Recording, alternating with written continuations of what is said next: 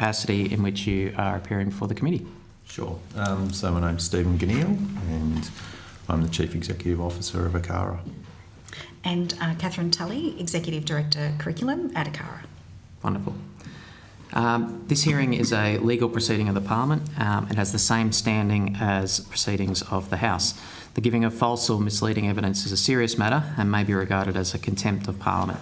The evidence given today will be recorded by Hansard and attracts parliamentary privilege. Do you wish to make an opening statement before we proceed to discussion? No, look, I think hopefully you've seen the submission and really happy to help with further details and any questions that you have. It's a really important area. Okay, great. I might just exercise my prerogative as chair to kick off the questioning and start with a big picture question, Sure. building on your submission. So I was drawn in your submission to the section on the Australian curriculum and languages, where it says that, quote, in an increasingly interconnected world where plurilingualism is the norm, the study of Asian languages and cultures is a national priority. I suppose my opening question is just like, how is it a national priority? Yeah, what sure. evidence is there to suggest that it is a national priority? And I just draw your attention to the evidence given by the Department of Education when they appeared before this committee, when they said that they were, quote, agnostic at this moment in terms of Asian languages. Oh, really? Okay. So I'll start big picture too, and you guys tell me if you want me to come down quite quickly from that. But the Australian curriculum, which is approved by ministers, and in fact their charter for ACARA includes the curriculum areas that we're to write to. So this is, and obviously languages are one of those key disciplines that is part of that priority. So it sits alongside maths, English, history, all of those ones that we would expect. So it's certainly signalled that this is one of the key parts that children should have access to and be learning. Through the curriculum development from that part as well, the design of the curriculum, which was completed in about 2008, so it's nearly 20 years old now. We've been through a couple of reviews, as I'm sure you're aware. Started with the disciplines as the core, so languages, maths, etc., as I say, but we really had their eyes on the fact that we were, moving further and further into a globalised world where certainly capabilities were going to be more important for children to also, and young people as they went through schooling, and also identifying a few key priority areas. So in terms of the capabilities, they include literacy and numeracy, of course, because they're across curriculum capabilities that are expected, but also things like intercultural understanding, ethics, those things. So they're part of that design. The other area is what we call the cross-curriculum perspectives, and they were set as sustainability, Aboriginal and Torres Strait Islander histories and cultures, and also Asia and Australia's place within Asia. So I think there's no shortage of that being a priority set for ACARA to write to, and we've then obviously developed the curriculum content for foundation through to year 10 with those things included. You'll see from, I think it's in the submission as well, that we have provided specific languages content, curriculum content for a few of the Asian languages. There are lots of languages, as you would appreciate, so we also support frameworks around how to develop those languages for particular communities, and we see that across the country as well. So it's certainly a priority given to us to write to. Of course, setting the curriculum is only one mechanism of demonstrating that commitment and that prioritisation. Then how it's picked up, how it's taught, teacher capacity in terms of workforce, teacher capability in terms of the content area, skill sets that are required. So that, I think, just to finish, we've got the languages piece, but there's also the very clear focus on our role and our place within Asia, and that goes into geography, history, those sort of areas as well. I'm happy to dig into any of that if you like. I do have a few follow-up questions on that, but just before moving on to that, I mean, just taking from your response, it seemed like you were surprised that the Education Department would say they were agnostic about whether there's value in teaching of Asian languages against any other language. Oh, sorry. I thought you meant languages in total. You're saying that they were talking about Asian languages, right? Because your submission says that Asian languages are a national priority. Yes. And the Education Department says they're actually agnostic about the teaching of Asian languages. Yeah, so for us, they are, because that's what we were given. So we're given these languages. As I say, those things are decided by ministers. Now, they are historical as well about what's in there. But I'm not sure, in terms of being agnostic, of course, we've got other languages that aren't Asian languages, as you would expect, but they're certainly part of a priority of the curriculum. I don't think you can... I'm not necessarily disagreeing with the department that the breadth of languages are there. It's not that we have a particular, this is where we must put all of our effort, if I put it that way. So I think... a national priority implies that it's prioritised over something else. So that's what I was just I'm just Asian languages. Yeah, look, I think in the context of when the curriculum was established, and again, if you take yourself back to 2008, at that time of government as well, Asia was a particular focus, and that's why it's in our writing orders. I think what you've seen through this is that there's been changes over nearly 20 years about how that sits, but I think the curriculum has maintained that that's a priority area. Mm-hmm. Yeah. Okay. I won't dig into the was a priority language there. I'll just ask one more question and then pass to Dr. Garland and Dr. Soon have questions. Oh, and Dr. Burrell. I haven't quite reached that yet. So just have a question about the translation of, priorities on paper in the curriculum into practice in classrooms. It's been a theme of the submissions this inquiry has received. So as you've outlined the priorities in the curriculum, we've heard from several stakeholders, and it's a common theme in the submissions, particularly from associations representing schools, teachers, principals, individual educators, that the cross-curriculum priority of Asia and Australia's engagement with Asia is implemented inconsistently across different states, territories, across different schools.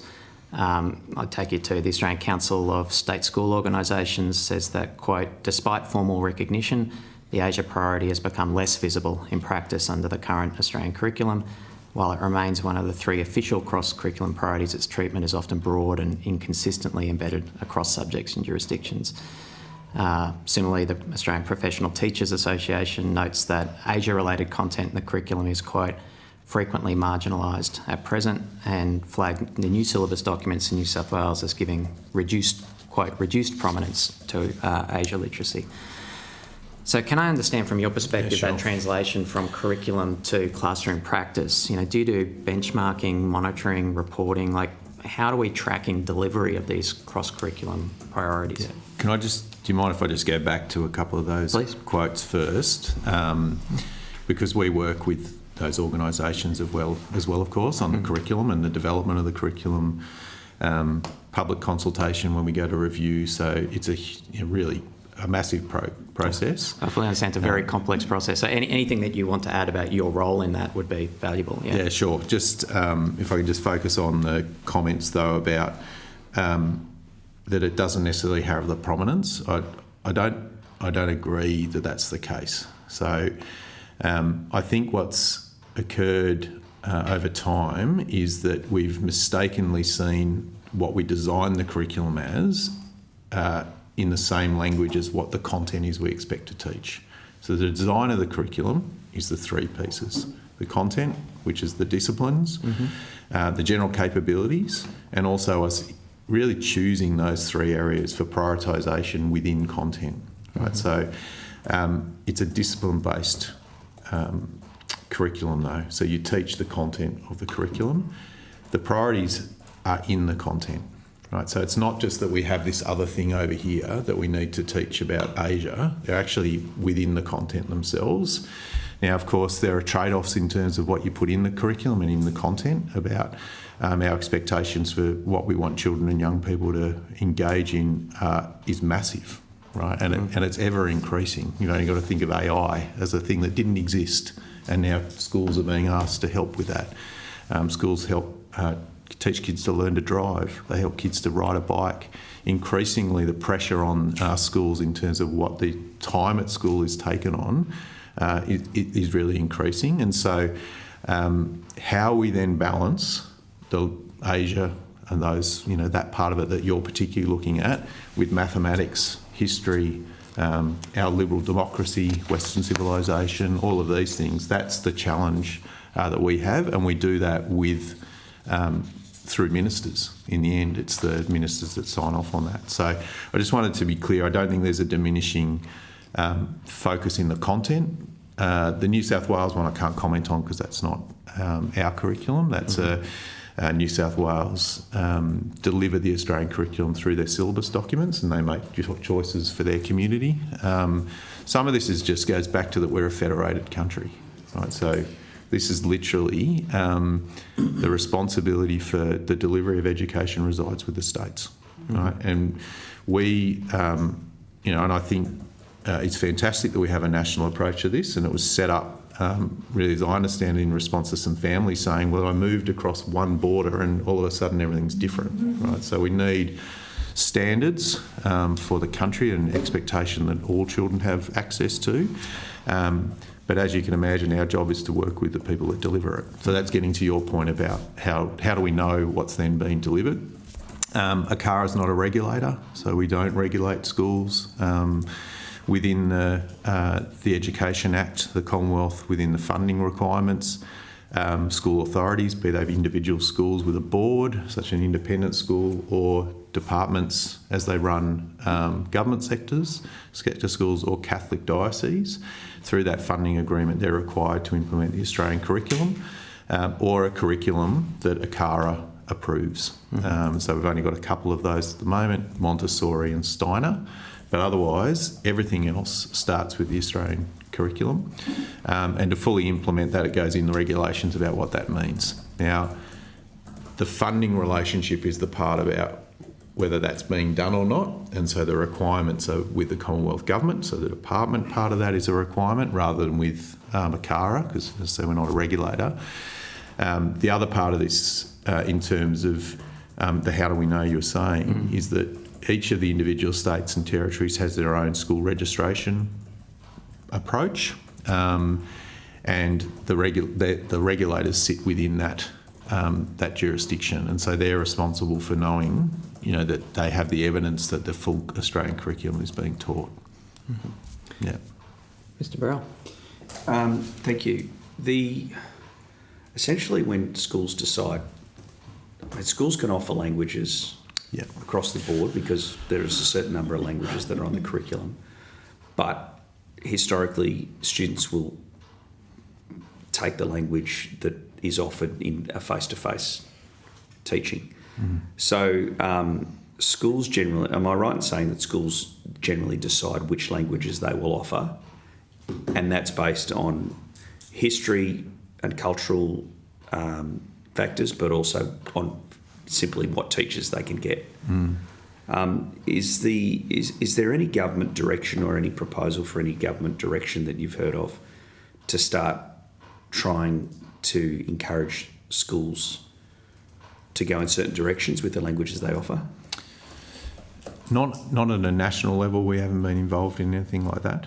I think historically, and this is probably more drawing on previous roles than the current role I have as a principal, and also looking after large numbers of schools. I think certainly at the state level there has been some of those programs to increase particular languages. I remember historically Indonesian was one that I think was seen as a really important one at different times, probably back when I was a kid more so.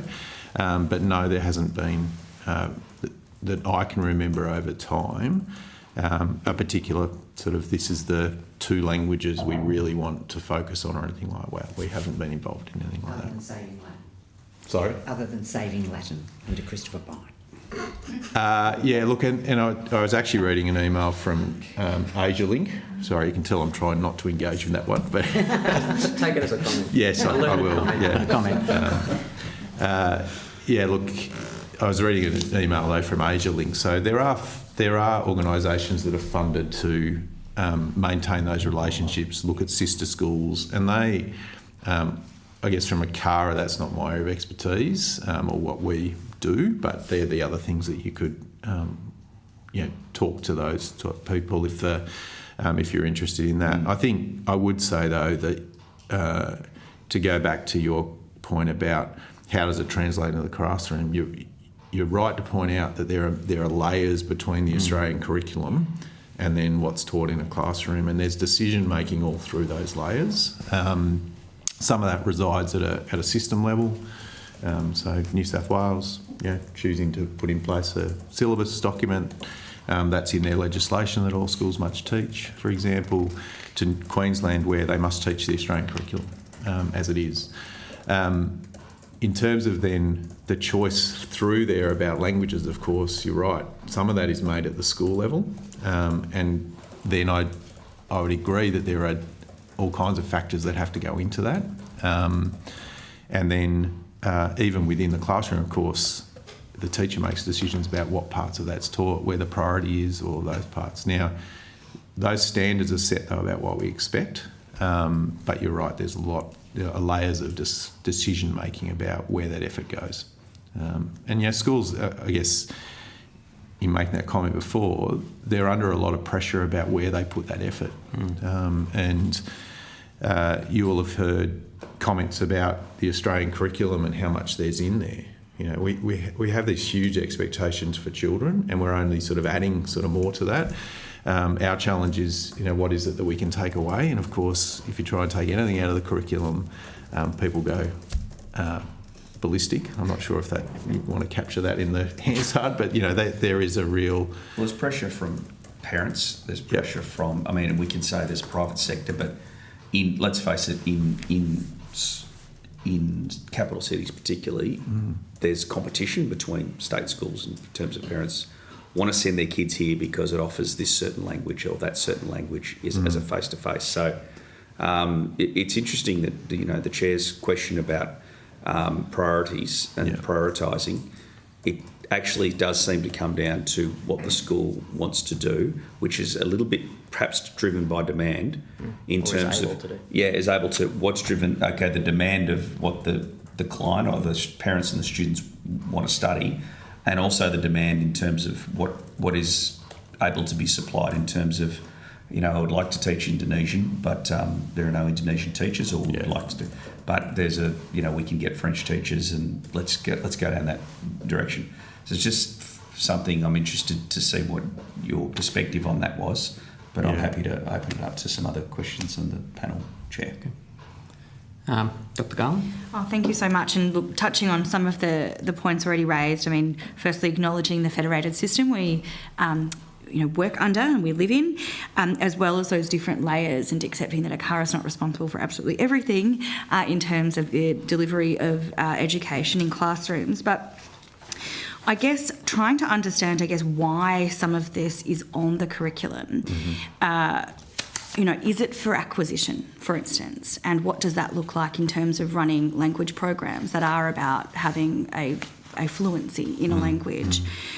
Is it, and I think as well, how does this also fit in the context of a nation where we do have a lot of people from various different backgrounds, including Asian backgrounds? How do we engage with people who have connection to culture and language in classrooms across the country? And then I guess going to that point perhaps of, where there are gaps and different, community expectations around languages. We've got a growing number of people choosing to go to community language schools to supplement or replace, in many cases, what is available to people in school settings, in classroom settings. So, again, to go to that point of, how this is assessed, accepting ACARA is not a regulator. I mean, what's the intention of setting this in the curriculum in terms of what we want to see a student leave school with? Yeah. And how do we know that that's happening? So I go back to what I was talking about before, which is that the discipline of learning a language is still seen as a core part of education, right? So, and there's lots of work around that about not just the value of learning a language itself, but how that helps you to understand language and benefits to our own language, the structures and those things. So it's clearly something we want all children to have access to. I think then there's also the intercultural element of that I was talking about before. So we don't want children just to learn a language so that they can repeat a language. We also want them to understand different culture through that language, how people live, the geography, all of those parts sit around the language, if I can put it that way. The teaching of the language itself becomes more complex, of course, as you move through schooling. As you all know, to get to a point of fluency with language is a huge effort and a lot of hours and different hours depending on the language. Of course, there's a lot of difference that way as well. So I think there are still pathways, and I think what you've heard from some of the other submissions is that some of those are diminishing. And you mentioned Latin before, that's one that does come up. So there are those pathways through, but they're getting increasingly difficult to provide. I haven't seen anything in some of the submission things at the moment, but I think AI is the other thing that is going to be something for the committee I'd encourage you to be looking at. It's not an area of expertise for me, but I got some new AirPods recently, and they said, "Do you want to install the bit that is basically a translator, straight away from your headphone?" So I think I would expect if you're talking to some of those people that are very passionate about languages too, they'll be saying that there's a real risk that we see that AI means that languages are not needed anymore because we can translate, rather than actually languages is not just about translation. This is about understanding culture. It's about understanding the format of language. And so I would expect that it's going to come under increased pressure around, why do we do this? If you think about one of the great arguments as I've been going through school and then into teaching is long division, if I use that as an example, right? Why do we need to learn long division anymore? We've got calculators. How far do we take that? When we've got AI that can answer things. There's that maths example, but also in languages, it is increasingly sophisticated to be able to do that. Just even playing with Google Translator and stuff like that. There's a sense that, and I think we have to hold to this in the curriculum, which goes back to your question, that the learning of languages is a fundamental discipline.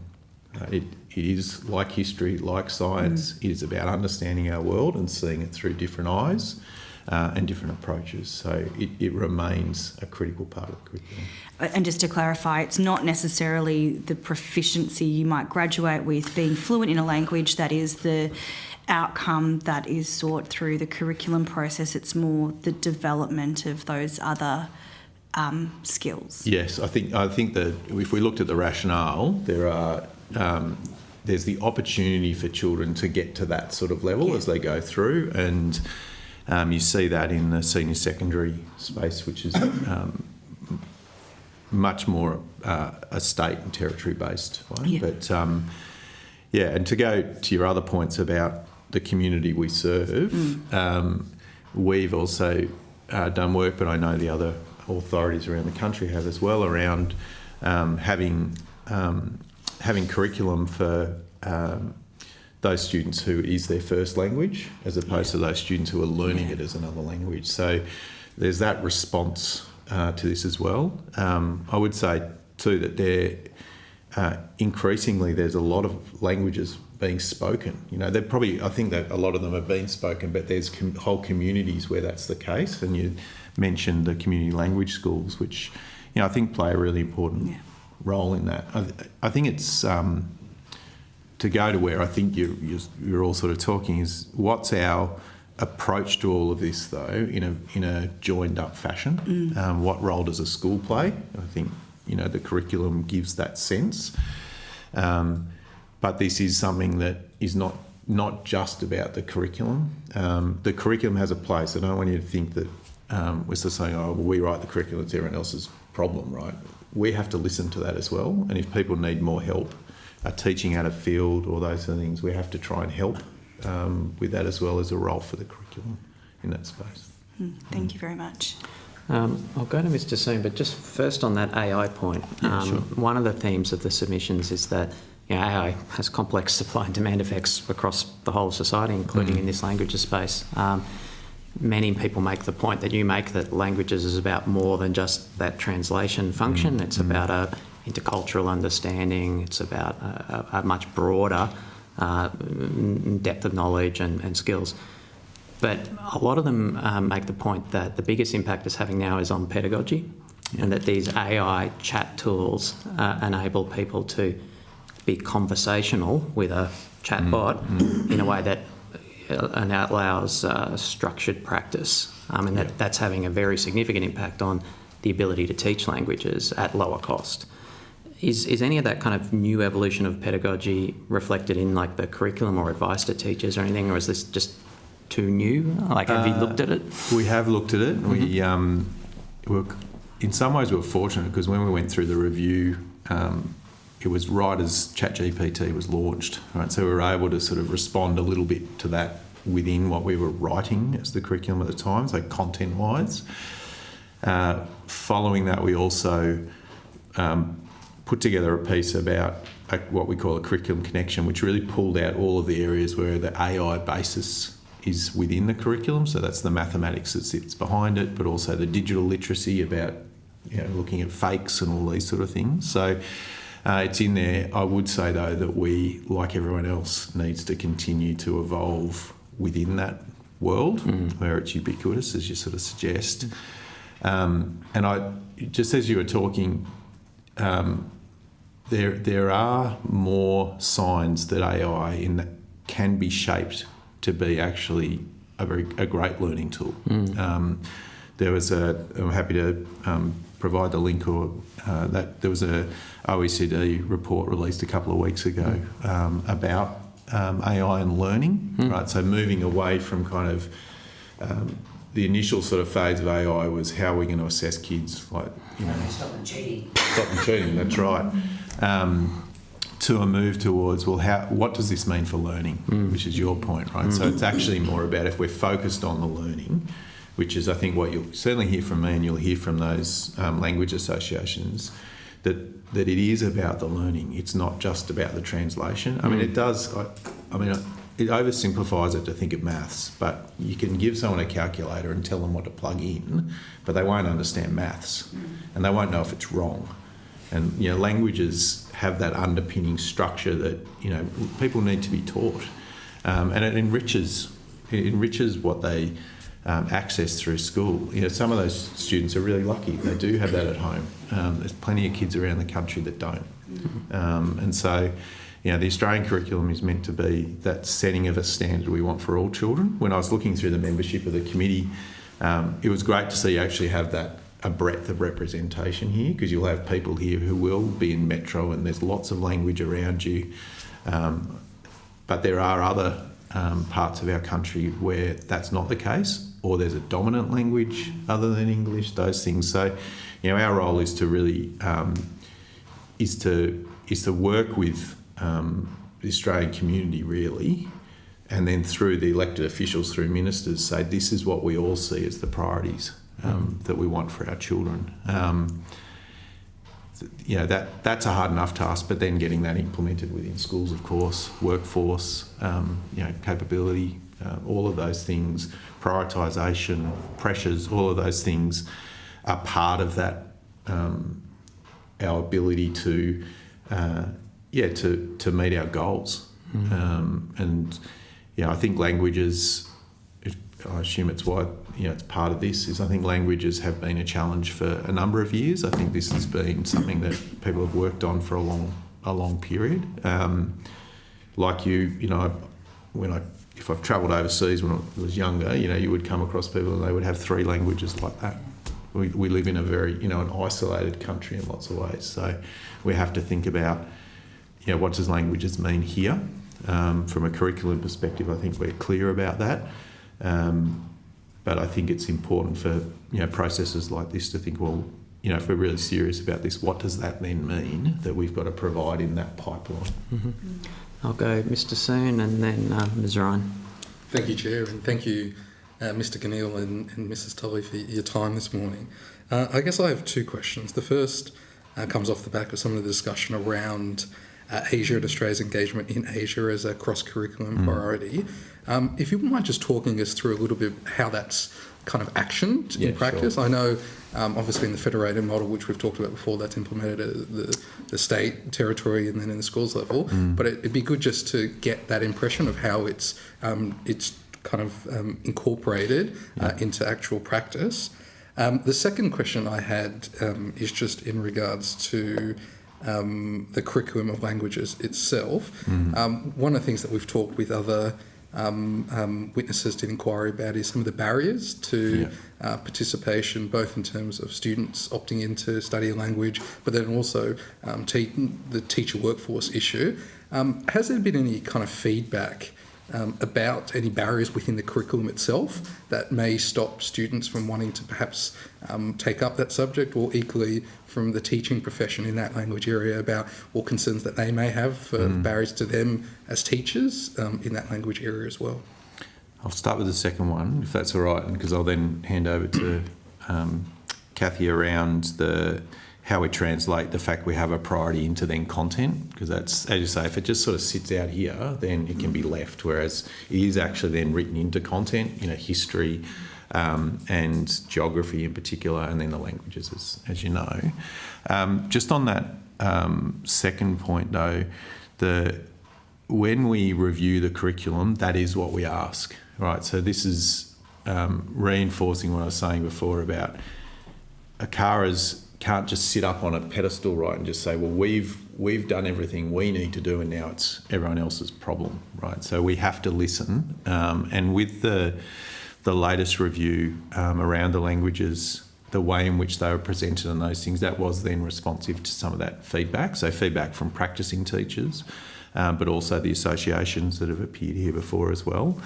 I think it's a really great question about the actual content within the curriculum in terms of student engagement and choosing those subjects when they get that opportunity to choose.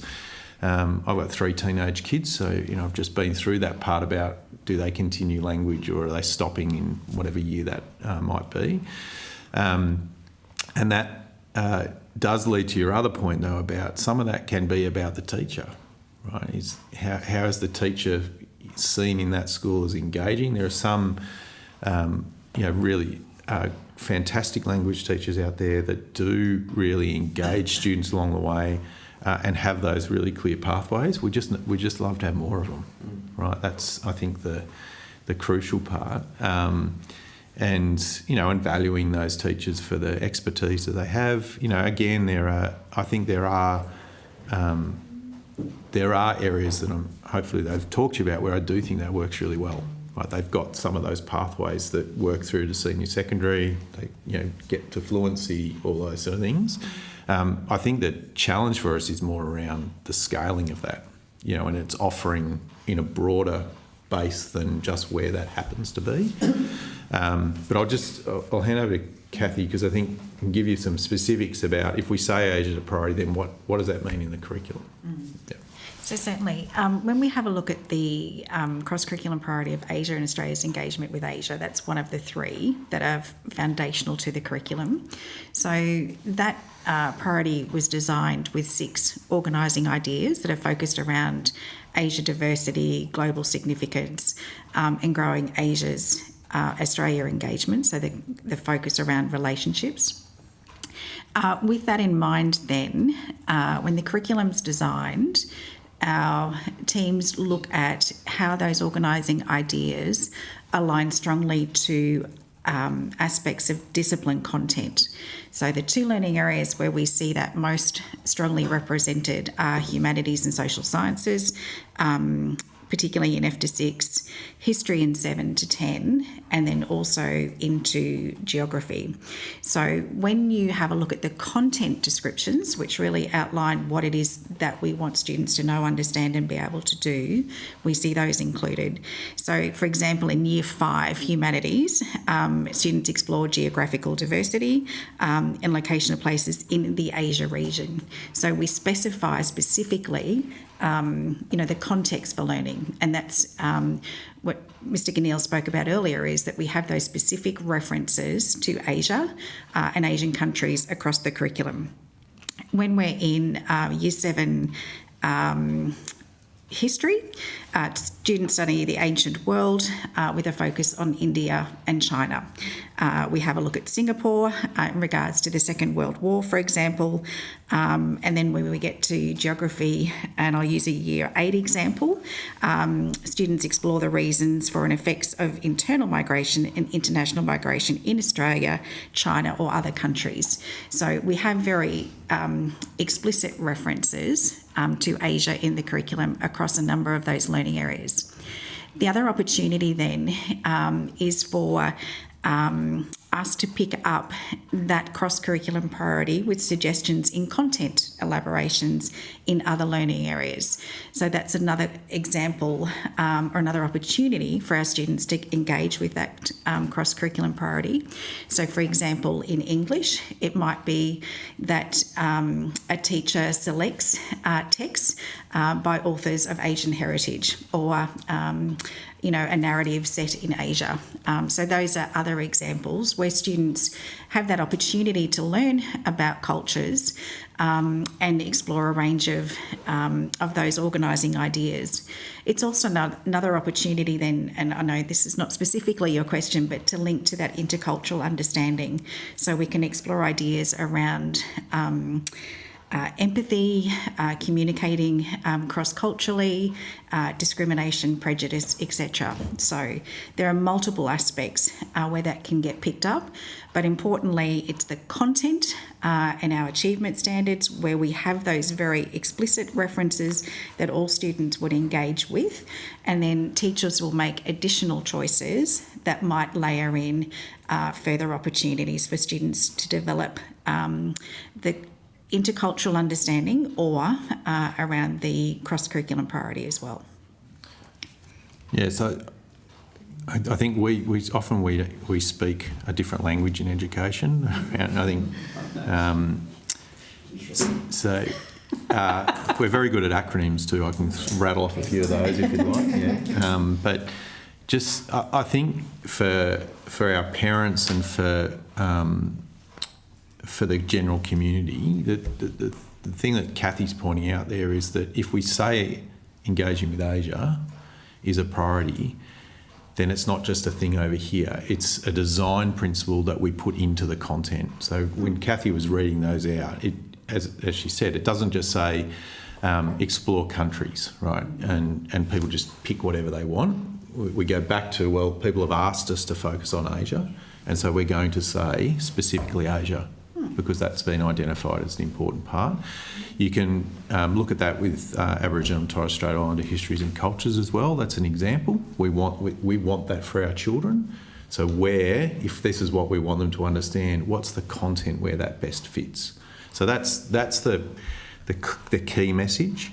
The part that I think gets a bit lost then is around what we call content elaborations. If I use different language, they're suggestions for teachers, right? They're to help. How do you bring this to life with the students in front of you? If you're in a school that's has all First Nations students, for example, then... I'm going to do Burke and Wells.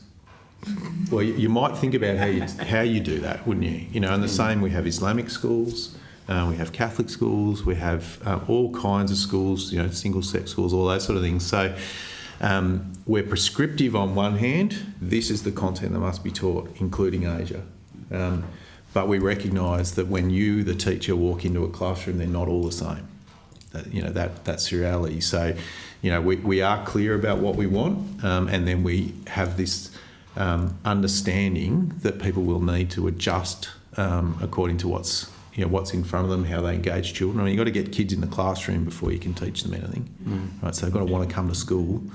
So they're all the things that, you can hear a bit of passion there as a teacher.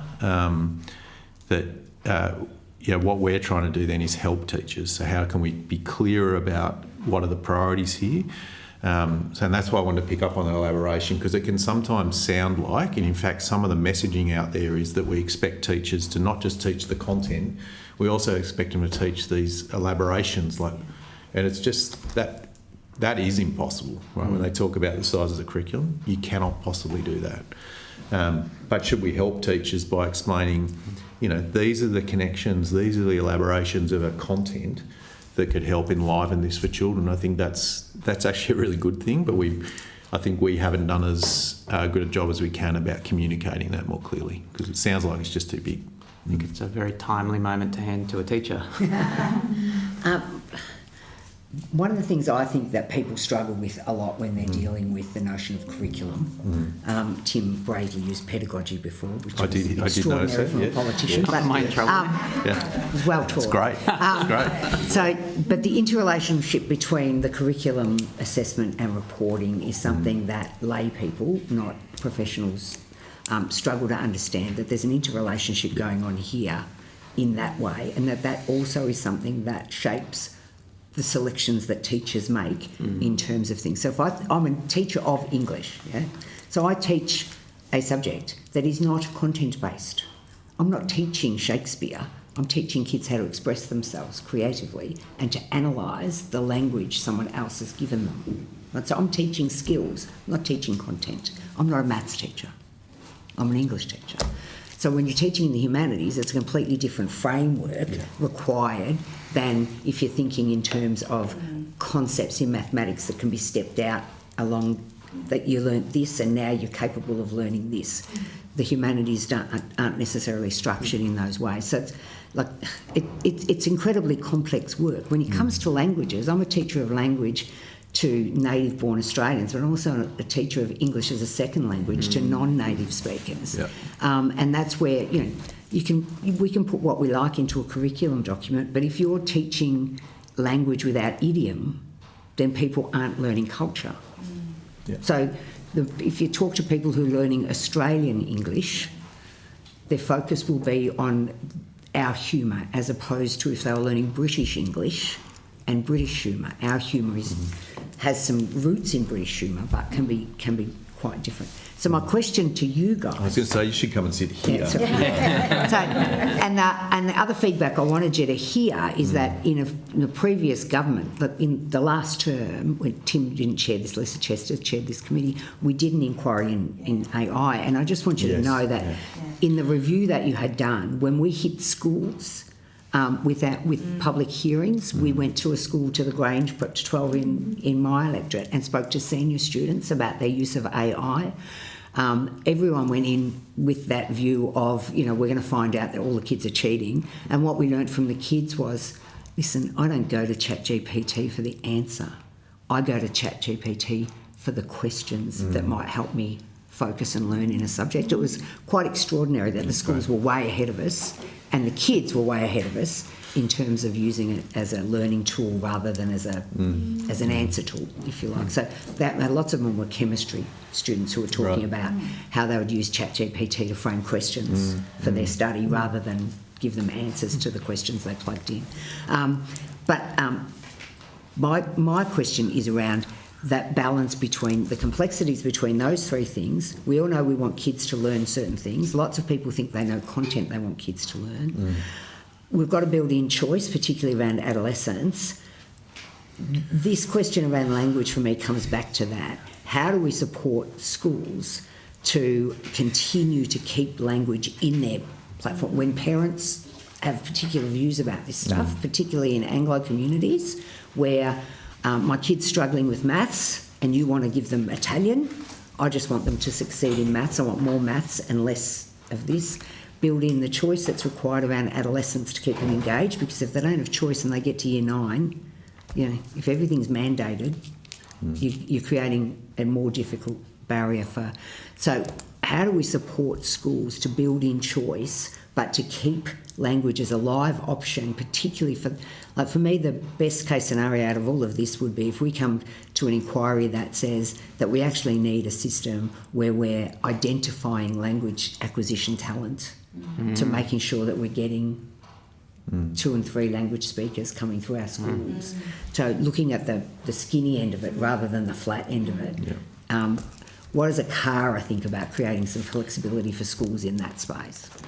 So there's already some of that built in around an understanding that at that years 9 and 10 in particular, students start to make those choices, and it's a great question. I'm sure you and I could talk about this for a long time, but it is a great question about at what point do you say, well, we've got them the foundation of what we want them all to have, and then we're going to allow choice. And as someone who's worked in high schools as well, I understand what you're saying about you've also got to keep them there, engage them.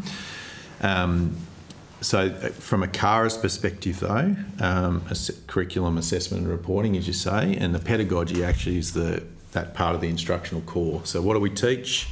How do we teach it? And how do we know? Right, that's the assessment part of this. So we've got a very clear focus, and it's all the way through our sort of writing instruction documents about literacy and numeracy, that they are the foundation. And I would suggest that's being challenged now about that being important but not sufficient anymore, with digital literacy and learning, metacognition, those things being seen as sort of as important to layer with literacy and numeracy. But in choosing those two, we then assess it every year. Right, so all of you will have experienced NAPLAN in one form or another. So NAPLAN is the National Assessment Program for Literacy and Numeracy. And that we make a decision that we will assess all children in the country, because we see those as the core parts of what we want children to learn and understand. Years 3, 5, 7 and 9, as you know, 1.3 million kids every year. But there are 3 other assessments that were chosen to reflect the important parts of the other parts of the curriculum. Yeah. Some of it is also impacted about what you can assess, on maths like we do. So the other 3 are science literacy, which is picking up that, that it's a different way of looking at the world. You talked about chemistry. You've got to learn about chemistry to understand how you then use that to look at the world. The science literacy, then we have civics and citizenship.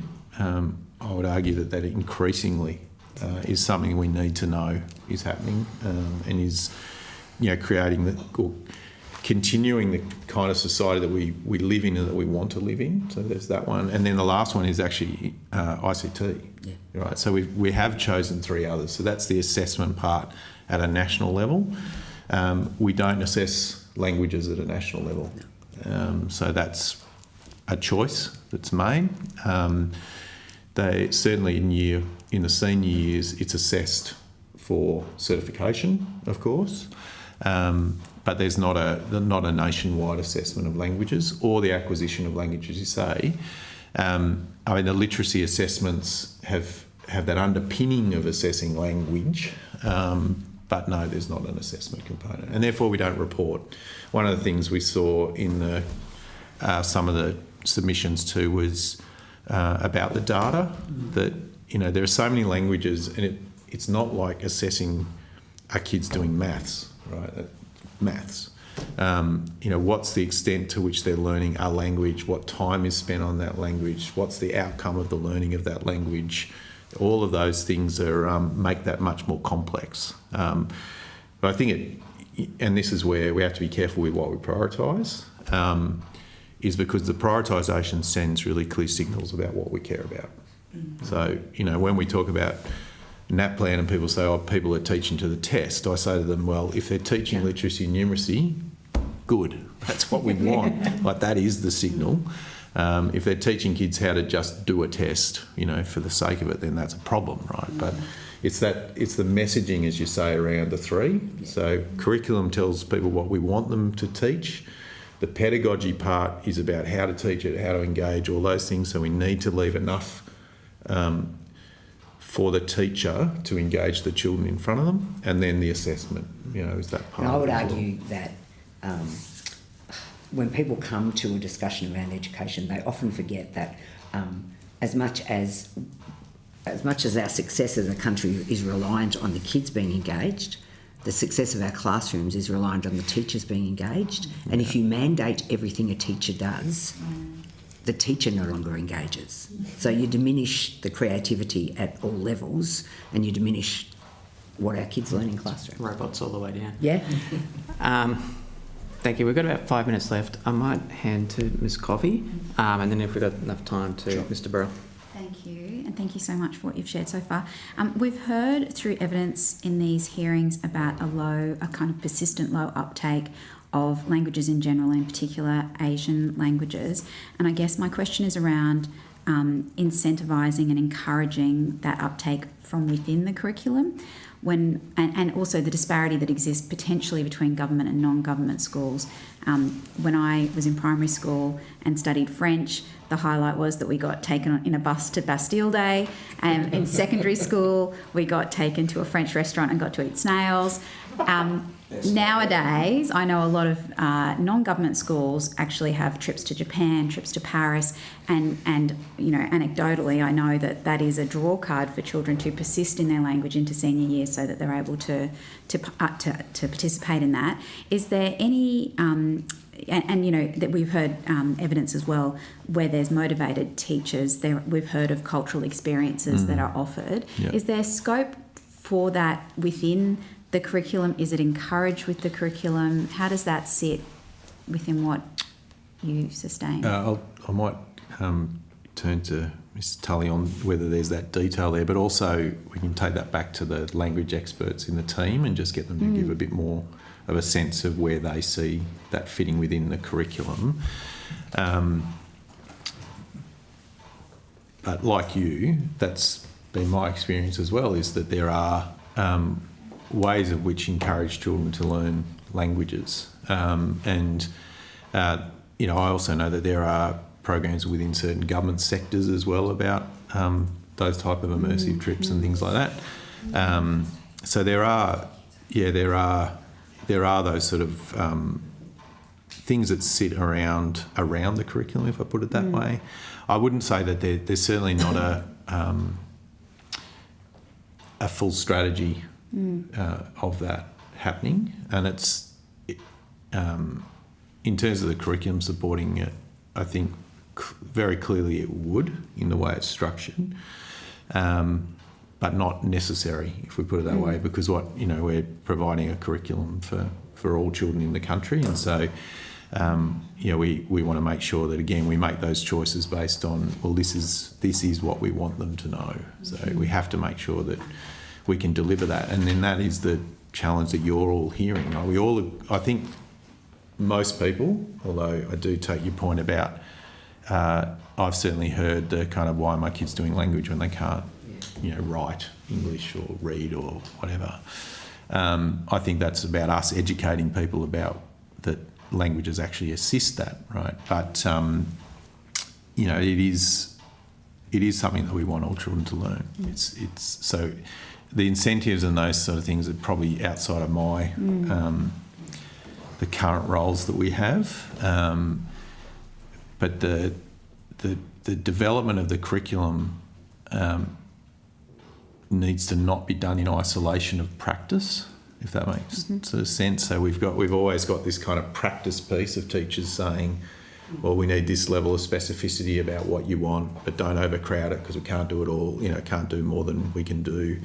And then we have academics as well, we're very passionate in their particular curriculum area, also wanting to put more in or change it or those sort of things. So our job is to try and pull all of that together and have something that reflects what our community want, and that's what that is why it goes to ministers, right? So it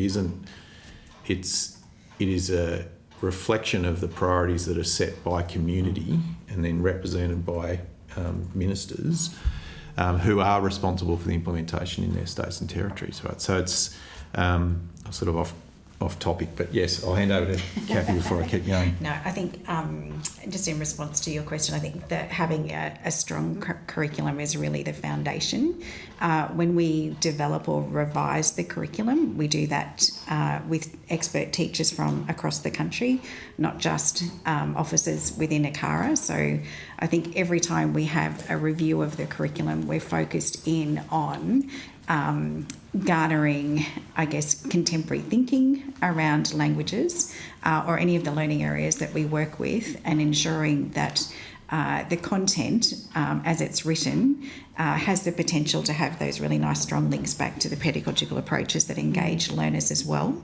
I think you've referenced sort of in-country experiences. You know, they're always complementary to what we have to the curriculum, affordable for some families, maybe not for others. So there's always the issues around equity considerations in regard to that I think are really important. But also I think anecdotally what we've seen is that sort of sister school arrangements work really nicely for schools as well. And there's schools across the nation that have those in place. So you see the valuing of languages you know, from school teams, from school communities, through our students. And I think our students do very much draw on the inspiration that comes from those sorts of experiences, but also what they see played out, you know, sort of within their own school communities as the value of learning a language. My son learns a language. He's learnt 2 languages, one in primary. He swapped when he's got to secondary school, and both have been you know, wonderful experiences where students see themselves, you know, not just as citizens of Australia, but they see themselves as citizens who can operate in a global world as well. So I think that's a really critical part of it. I think anecdotally we've also seen in regards to, you know, not just in-country sister schools, but we're seeing a little bit more virtual delivery of language learning as well, which is a wonderful opportunity to build on those affordances of you know, the digital technologies and provide language learning for more students, perhaps, than who have been able to access that previously as well. But I think just, you know, it's really drawing in on the motivation, valuing of families, valuing of communities that inspires our students not just to learn a language, but to continue learning language as well. Absolutely, thank you. And I think it's that disparity between what a government school and a non-government school might be able to offer a student to be able to have that cultural experience, because there's certainly ways for community-driven, you know, without going overseas, you can engage in a foreign language in ways that would incentivise and encourage children to take up the language, but also to continue with it and persist. So it's good to hear that there is scope for that in the curriculum. Thank you. Thank you. Regrettably, we're at time. I can assure you that there are many other questions, further questions from members, so we might arrange for them to be placed on notice for you.